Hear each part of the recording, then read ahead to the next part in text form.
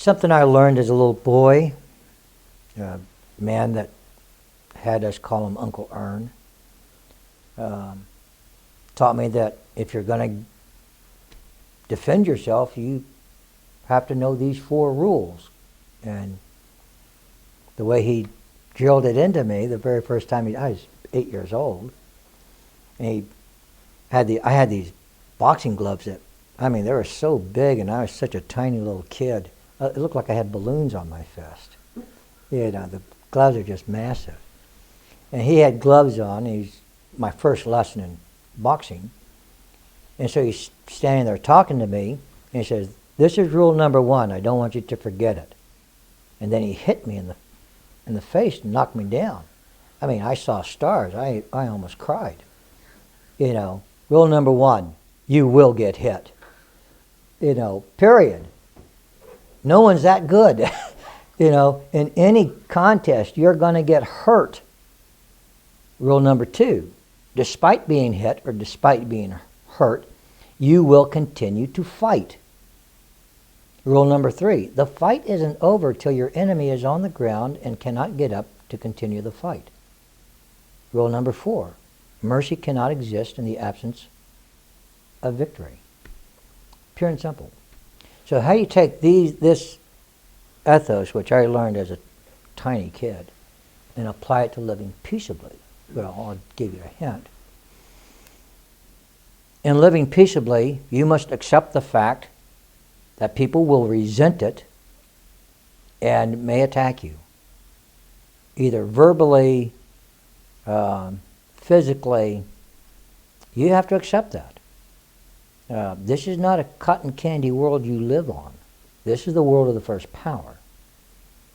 And I know what the world in general thinks of people who want to live peaceably.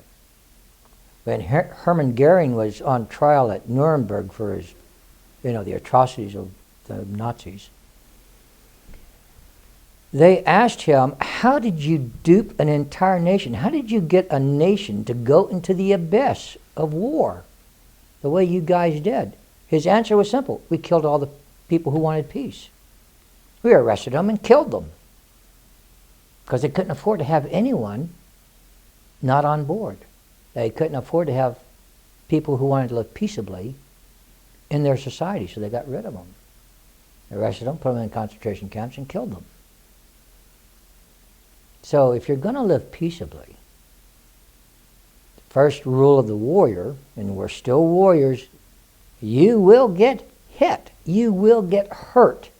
You will be frightened. Which brings up rule number 2. Despite these things, you will continue to pursue your course, which is the fight, which is to live peaceably. If you surrender once, how do you surrender? If you give up once, how do you begin to give up? Well, for us, if you respond with angry words, if you become belligerent, you lost. You have not resisted evil. You have now provoked it because you have become evil. You use the exact same tools they use. I saw this movie with my children. It was called something. There was a line in there by some actress. To fight evil, we had to create a new kind of evil. Evil's evil. I don't care what color it is or how you gift wrap it. It's still evil. The idea is that goodness doesn't stand a chance against evil. I disagree. I think goodness has a great chance against evil. One of the greatest, most misunderstood sayings of Yeshua. He had several that are profoundly misunderstood. He talked about loving your enemies, turning the other cheek. I understood that as soon as Uncle Ern hit me. I knew what that meant because I had no intention of turning the other cheek. You can believe this. But I knew what that meant. It meant that you have the attitude, you look into the face of your tormentor or whoever it is, and you go, do your worst. I will not yield. Turning the other cheek. Do your worst. I will not yield. I will not consent. Notice Yeshua still refers to the opposing force as the enemy. He doesn't call them the misguided person. He doesn't call them the unpleasant person. He calls them the enemy. That's the language he used, the aggressor, the other guy that's going to hurt you. You know, how do you resist them? He didn't say resist not evil. He said resist not evil to war. And now that's a big difference, because I have every intention of resisting evil. I just don't want to provoke it. It's like I stated in here. Evil has to be outthought, not outfought. We have our tools. Heavenly Mother outlines what we take into the fight. For us, the struggle to live peaceably is not over until our life is done. There's nothing else for us to do. We can turn an enemy, but you can only do that by being consistent. So one of the hobgoblins that most people just don't seem to be able to pull off.